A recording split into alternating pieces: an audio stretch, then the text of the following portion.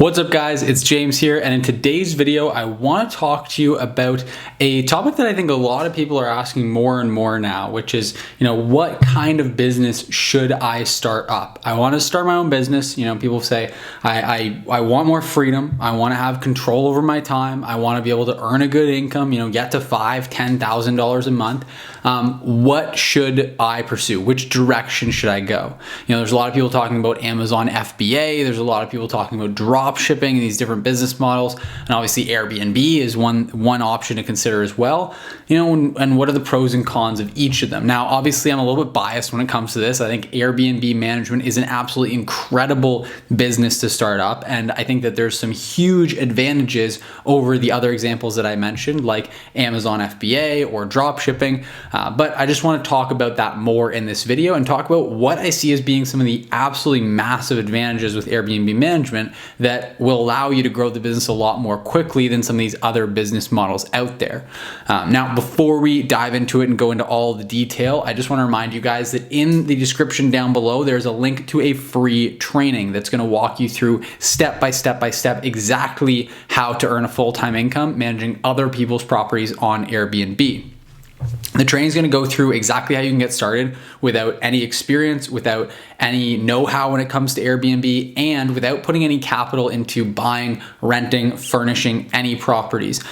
So just go ahead and click the link down in the description down below to check out that free training. I highly recommend it. It's a new free training we put together that I highly recommend. It's going to go into everything in great detail, and we're going to give you some free tools like our profitability projection tool just for joining and checking out that free training. So that's hopefully going to help you to get started even more.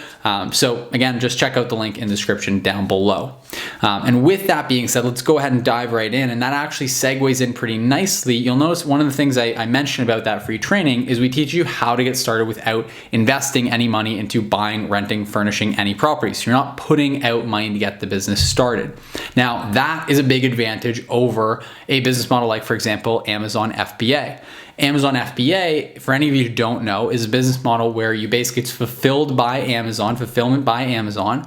And so you basically ship inventory for whatever product over to their warehouses and they take care of the fulfillment. And so you can sell them through Amazon, you can sell those products through Amazon on their marketplace.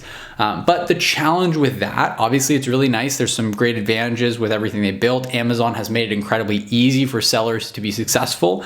But there are a ton of challenges. It's getting very competitive on Amazon, as I'm sure you can imagine.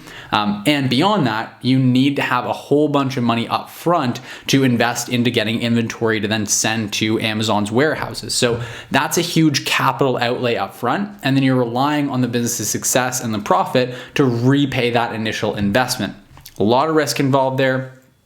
Challenging to grow the business. A lot of people I've spoken to have successful Amazon FBA businesses explain to me that, the business is doing really well. We're making a lot of profit, but I myself am still pretty cash poor because if I want to grow the business, I have to keep reinvesting my profit into buying more inventory, expanding my product line, getting more product at Amazon's warehouse so that I can sell it. So, I can't really actually afford to pay myself because every dollar that I pay to myself is a dollar that I'm taking out of a business that needs that money in order to grow and in order to keep being successful. So that is a downside in my books as far as a lifestyle business. Now, I see a lot of merit to that. You have to be investing into your business depending on the business model, and it makes sense. I'm not saying that's a bad strategy. I'm just saying that for a lifestyle business, if your goal is to have freedom over your time, control over your time, really use this as a lifestyle business, travel, enjoy your life, then it's not really going to be conducive to that. If you constantly have to be sacrificing on paying yourself, you're going to lose that financial freedom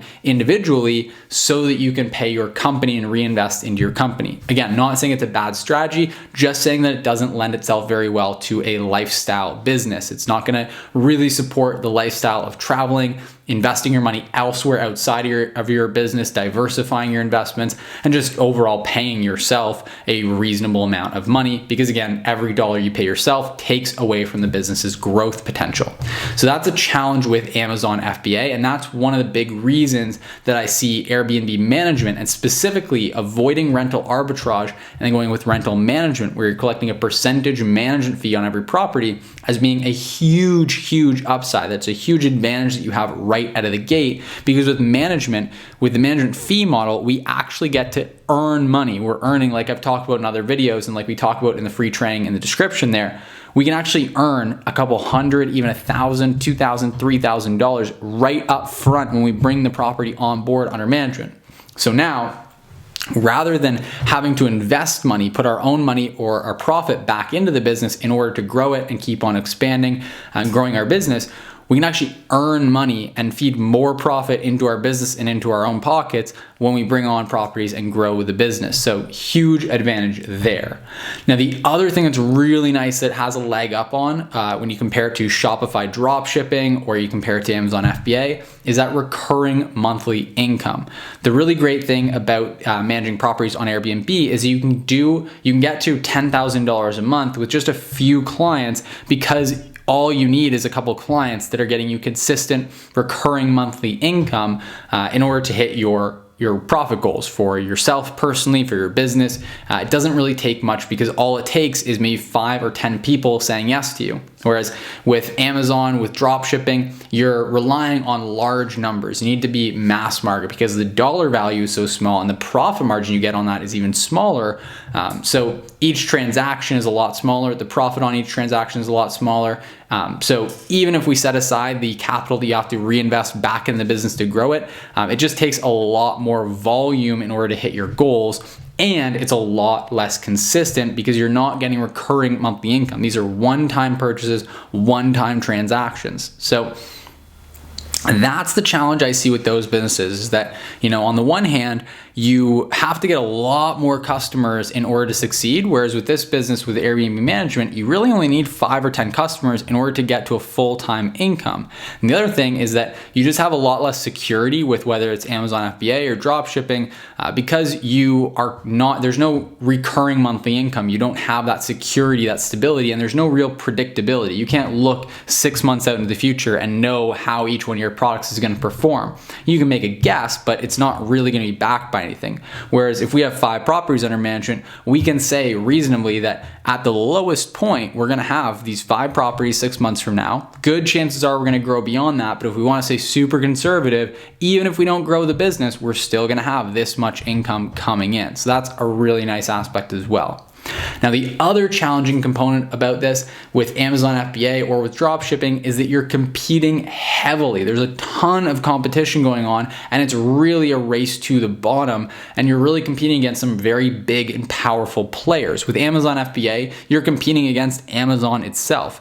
Realistically, Amazon is going in there, they're taking your data as a seller, everybody knows this, and they're figuring out which products they want to expand to offering themselves and how to make sure that they optimize and can ultimately wipe you out. As not nice as it is to say, ultimately their goal is to be a profitable company, and so they do want to support their sellers on their platform, but they also want to take some more of the pie where they can.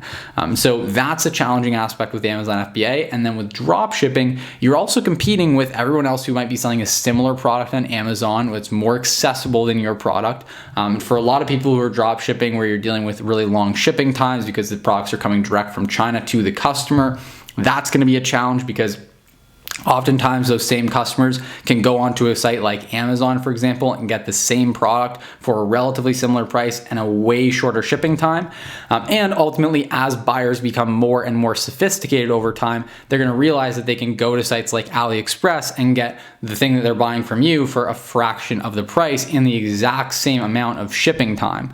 So that's a really kind of fundamental flaw. There's just less and less value that you as a drop shipper are actually adding into the equation. There's no real massive value creation that you really add into the customer's purchase. And so your place is a lot more fragile in that ecosystem. There's a lot more competition happening, but also you're just not adding massive value to people. With Amazon FBA, you are adding more value to people for sure, because you're putting that inventory in front of them in a way that Amazon can then ship it to them. And everybody knows Amazon's got like the greatest shipping in the entire world and the greatest fulfillment systems in the entire world. So there's more to argue for there. Whereas when you're not really serving your clients that well, adding a tremendous amount of value with drop shipping, that's just in my mind a lot more fragile of a business. And I've seen that go pretty poorly for some people. I'm not saying it can't work well. I'm not saying it's a terrible business model. I'm just saying that there are inherent flaws with it and things that you want to be mindful of if you go that route.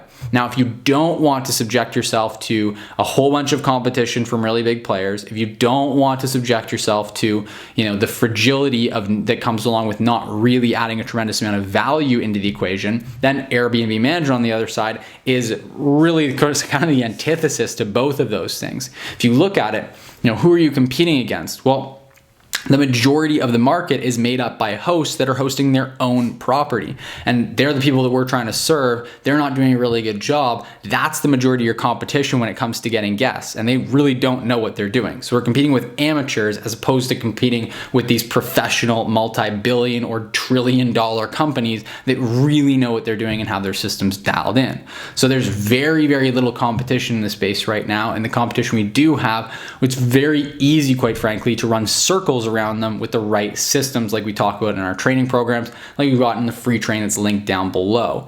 So there's a really big difference there. And then the other one, in my opinion, probably the biggest difference between these different types of businesses is just the value that you're creating. I think as a long-term play, Airbnb management is pretty irrefutably a better business model, because long-term businesses that succeed are going to be the ones that provide the most value to their clients.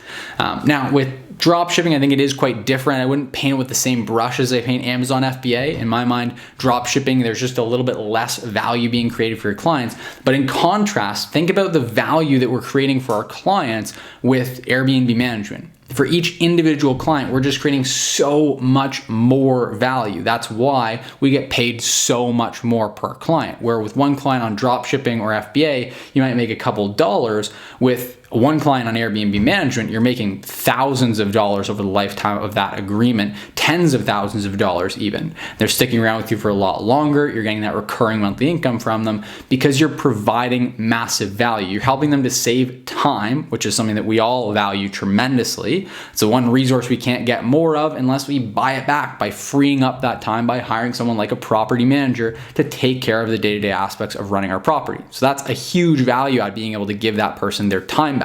The other thing we're doing is helping them to earn more money from their property, because we're going to help them, remember, to improve the performance of their listing, which makes us more money in management fees and makes them more money as a property owner. That's a really big win for them. So there's a huge amount of value that's being added to the equation by us as property managers, and that is what makes our business a whole lot more secure. So again, I don't want you to take this as me bashing on Amazon FBA or on dropshipping. I have a number of friends, a number of people I know in my network who do incredibly well with those different business models. I'm not saying it can't be done. I'm just presenting some of the pros and cons that you need to take in mind and take into account when you're starting a new business. In my opinion, one of the best businesses to start as a new person starting out, wanting to run your own business, if you want to build something that's sustainable, you want to build something that gets you a ton of happy clients that generate a really great monthly income with minimal stress and that supports a really great lifestyle business, really there aren't many much better than Amazon or dropshipping. But when you look at Airbnb management, it really does a fantastic job of meeting those criteria, even better than those already great business models. So I think that Airbnb management is definitely the way that I would go if I were starting out again. I absolutely love the business model for all the reasons that I discussed in this video, along with a whole bunch of other ones. Really, there's just no beating it when it comes to creating a business that gives you the lifestyle that you want, that gives you the freedom over your time that you want, that creates incredible value for clients, that has a ton of security baked right into the way way the business operates. It's just got a ton of great advantages working in its favor. That's my take on it. If you have thoughts that differ from that, you have questions about that, you just really want anything else you want to share, just pop it into the comment section down below. I would be happy to hear from you. And again, just check out the link in the description down below for that free training that's going to walk you through step by step how to build this business. If after watching this you decide, hey, you actually want to get started, or at least learn how you might go about getting started managing other people's properties on Airbnb, there's a link in the description down below to that free training that's going to walk you through everything step by step, give you some free tools to help you get started. So I hope that helps you. And until next time, I'll see you in the next video.